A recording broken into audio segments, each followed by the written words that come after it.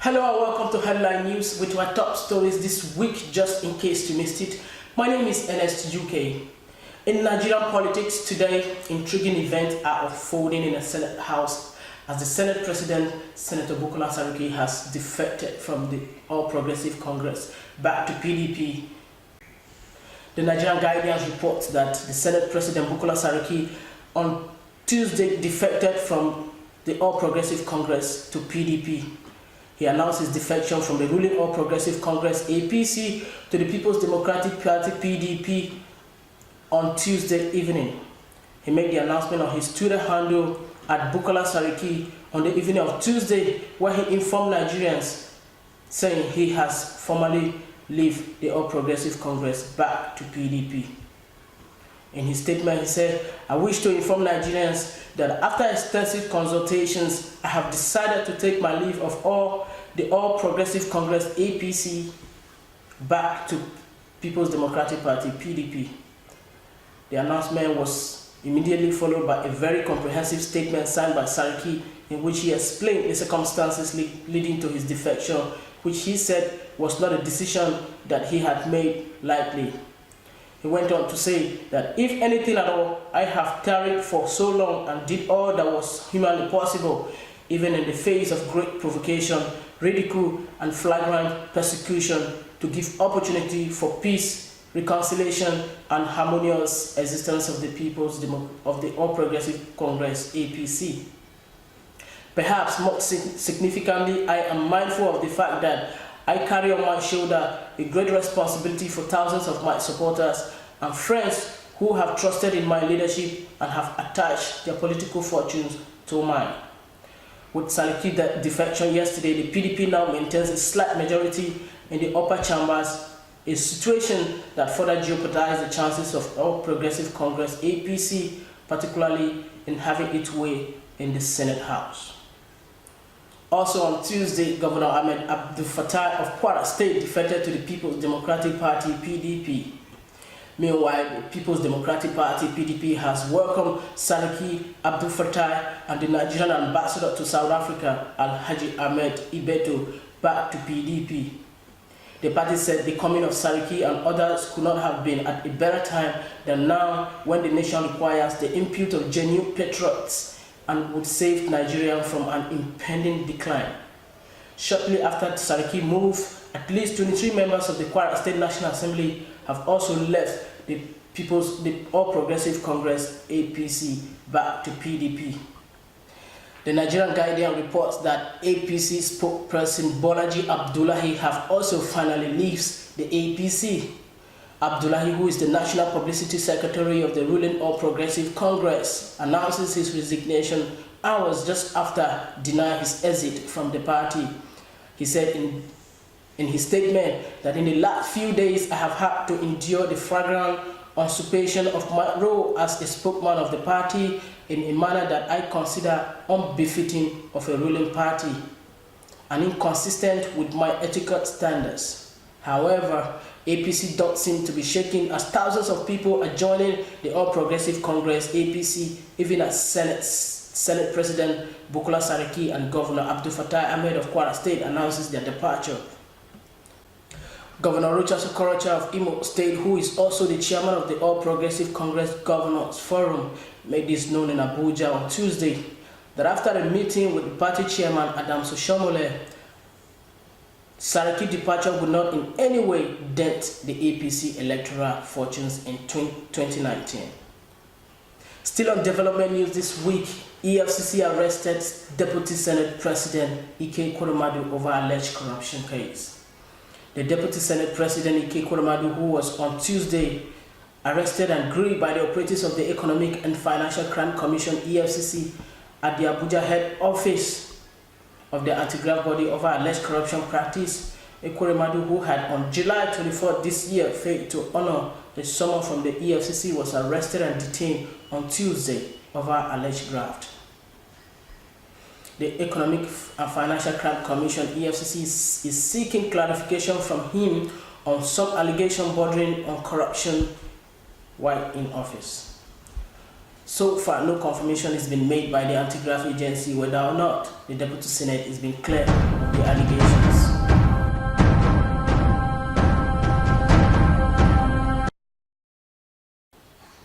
And from Zimbabwe politics, parliamentary election held on Tuesday, opposition parties still fighting to accept defeat as the ruling party has won the elections. Zimbabwe ruling party ZANU-PF party has won the most seats in the parliament. Official result shows that the ruling party won the elections with 110 parliament seats as the counts continue in the presidential race. The opposition party MDC are alleging widespread fraud over the election, saying the results are being faked by the commission. Meanwhile, the Zimbabwe Electoral Commission ZAC announced that ZANU-PF has won 110 seats while the MDC alliance got 41 seats. This will be the first voting since Robert Mugabe was ousted after 37 years in power. When we return, we'll be talking about business news. Stay tuned. My name is Ernest UK.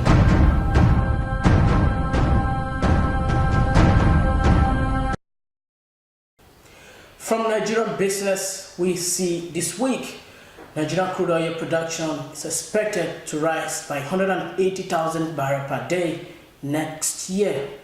The Nigerian crude oil production is expected to rise further if Royal Dutch Shell and its partner decide whether to go ahead with the development of the nation's Bonga Southwest offshore oil field next year.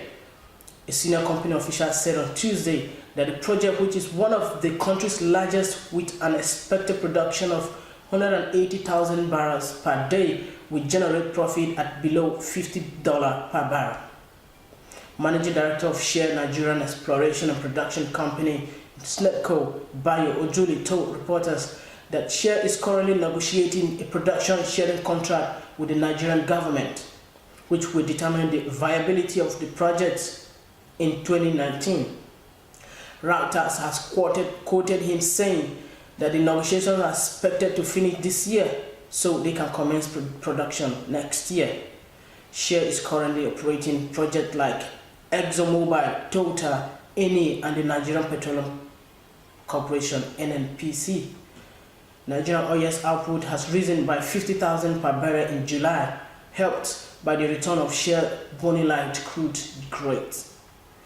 Nigerian oil exports were expected to drop to their 2018 low in July to just 1.43 million barrels following the closure, compared to 1.796 million barrels in June. However, with production bouncing back, the country's performance helped OPEC reach a 2018 peak oil production of 32.64 million barrels per day in July. The Minister of State for Petroleum, Dr. Ibe Kachuku, had in June this year directed the NNPC and SNEPCO to commence the tendering process for the execution of the $10 billion Bonga Southwest Afro Deep Water Project.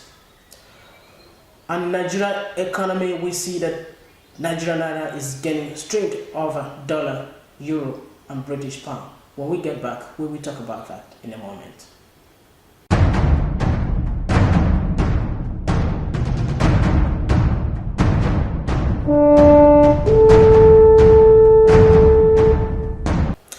Nigerian economy, the Nigerian naira has appreciated against the American dollar at the para market this week. The local currency also appreciated against British pound and European euro.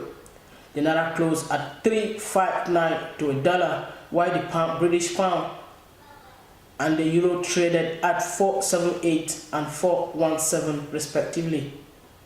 The Nigerian naira on Wednesday, August 1st, appreciated at the para exchange market sector after its steady appreciation was halted. The local currency has gained 1 point against the greenback to close the day at 3.59 to a dollar, also appreciated to 4.98 for a British pound rated, with 4.17 to European euro. Meanwhile, expectations are high on the federal government to make sure that Nigerian naira keeps its strength over the US dollar and other foreign currency. When we return, we'll look at other top stories.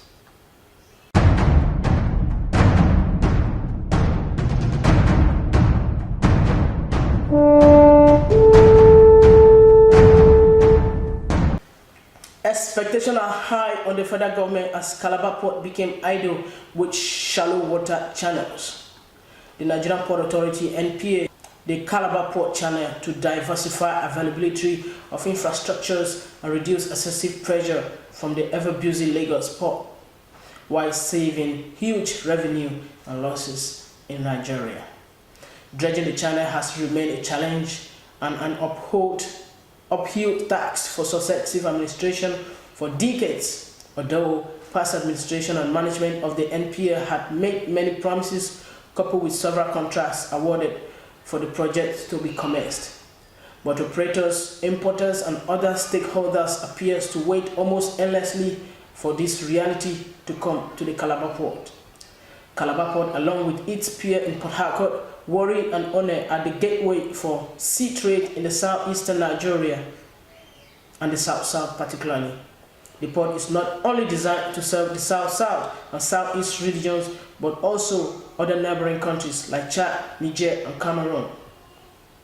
Draft approach of the Calabar Channel is measured at 6.4 meters at its high tide and 5.4 meters at low tide, whereas the concession agreement stipulated that the federal government would take the draft to 9.5 meters last 4 years.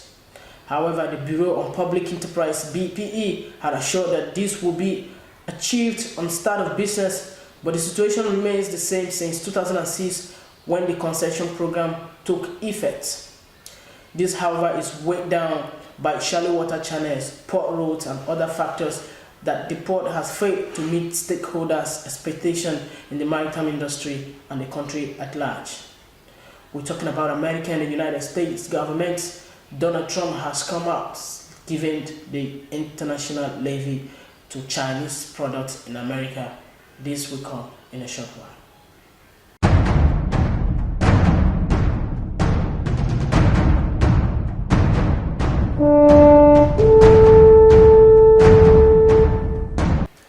US President Donald Trump is considering a 25% tariff on $200 billion Chinese import, more than the 10% previously touted.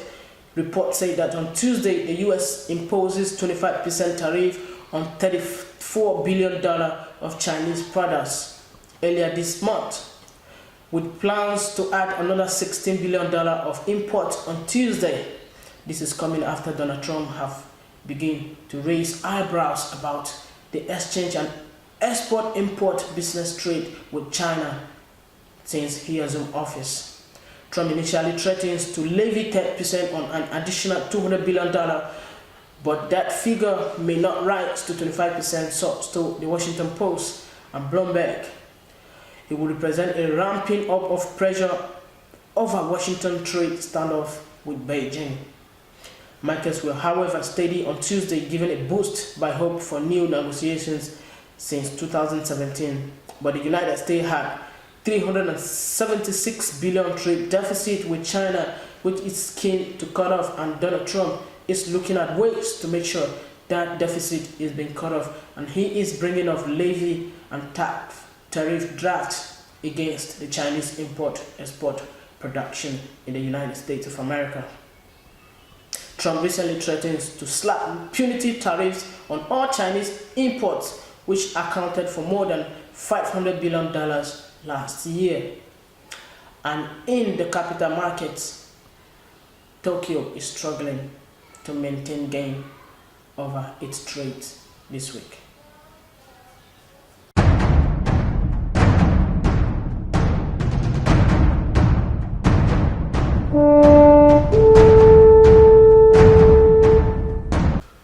And in capital market, we see Tokyo stock rallied on Wednesday, with investors cheered by positive earnings from major firms as they digested the Bank of Japan's tweak to its ultra losses monetary policy.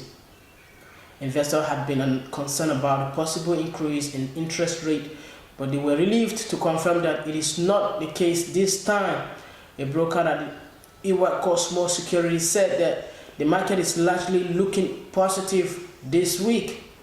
Japan's central bank on Tuesday revised down inflation forecast, making only small tweaks to a monetary policy that has so far fallen short of the rising price and boosting the world's third largest economy.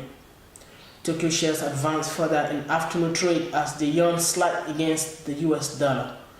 The yuan's weakness is a tailwind for Japan's exporters and importers.